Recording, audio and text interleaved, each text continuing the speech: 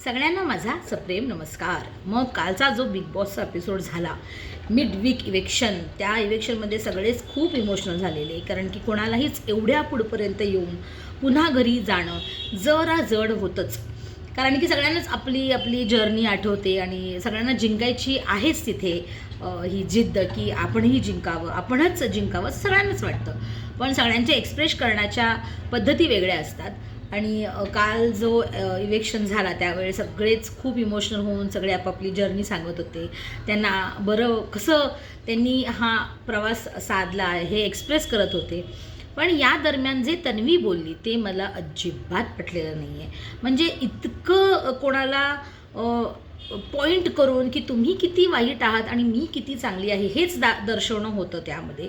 स्वतःचं जरी ती सांगत नसेल तरी ती जसं सांगत होती की रेवाबद्दल किंवा दीपालीबद्दल की त्यांनी राहावं आणि अनुश्रीने आणि विशालने जावं, या हिशोबातच ती काल बोलत होती, जे मला अजिबात पटलेलं नाही आहे। ती कोणी नाही आहे हे ठरवणारी की कोणी तिथे राहावं आणि कोणी तिथून जावं, कारण हे ठरवणारं फक्त महाराष्ट्राची जनता आहे, जे हे ठरवतील की बिग बॉसच्या या घरात कोणी आता सध्या राहावं आणि कोणी जिंकावं। मला खरंच अजिबात म्हणजे अजिबातच काल तिचं बोलणं कुठल्याच अँगलने पटलेलं नाही आहे। लास्टला पण तिने जी कविता गायली रेवासाठी, बरं ठीक आहे, तू रेवासाठी कविता ऑलरेडी रेडी करून ठेवलेलीस हेच मला आधी म्हणजे तुला माहितीच होतं की रेवा जाणार आहे असं मला त्या क्षणी वाटलं। आणि जर ती त्या क्षणी असं कविता तिने रेडी केली असेल तर मग ती उत्तम कवी आहे असं मी म्हणेन। पण त्या कवितेतही तिच्या मैत्रिणीबद्दल प्रेम कमी आणि दुसऱ्यांच्याबद्दल द्वेष जास्ती दिसत होता, जो गरजेचा नव्हता। एखादा माणूस घरातनं चालला आहे त्यावेळी तुम्ही दुसऱ्यांना कसं खाली पाडून स्वतः किती महान आहात हे दाखवता, हे मला अजिबात पटलेलं नाही।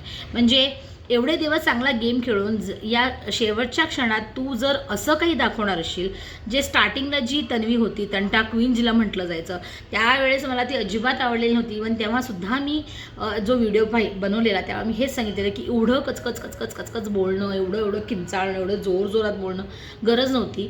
खरं तर तिला फायनली झाल्यावर मे बी ओव्हर कॉन्फिडन्स आला आहे की तीच जिंकणार आहे आणि त्याचं जो जनतेला आवडेल जनता त्यालाच जिंकवणार। पण हे जे आहे की मीच जिंकणार आहे, मलाच मिळणार आहे, ह्याचा जो तिला ओव्हर कॉन्फिडन्स आलेला आहे तो तिच्या काल वागण्यावरनं बोलण्यावरनं दिसत होता।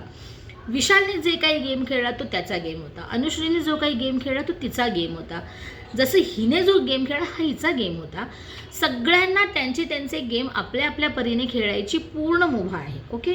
आणि लोकांना त्यांचा गेम आवडतोही, म्हणजे त्यांनी सुद्धा खूप व्हेरिएशन दाखवलेत आपल्या गेममध्ये। ते चांगलेही वागले, ते थोडे वाईटही वागले, जशी तू सुद्धा वाईट वागलेस चांगली वागलीस तसं सगळ्यांनी आपापल्या परीने। कुठलाही माणूस तिथे असणारा खूप वाईटच आहे असं मी म्हणणार नाही आणि कुठलाही माणूस खूप चांगलाच आहे असंही म्हणणार नाही, कारण कोणीच परफेक्ट नसतं। त्यामुळे मला काल निदान तिने जे बोलले ते अजिबात पटलेलं नाही आहे। तन्वी कोलते एवढा ओव्हर कॉन्फिडन्ससुद्धा चांगला नाही। चांगली जेव्हा वागलीस तेव्हा हो तू खूप चांगली वागलीस असं मी म्हटलेलं आहे। मी नेहमीच हे म्हणत आले की बिग बॉसमध्ये माझे कोणी फेवरेट नाही आहेत, पण जेव्हा जे व्यवस्थित असेल मी त्यांच्याबद्दल बोलेन।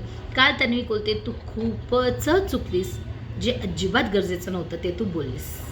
तुमचं काय मत आहे नक्की सांगा।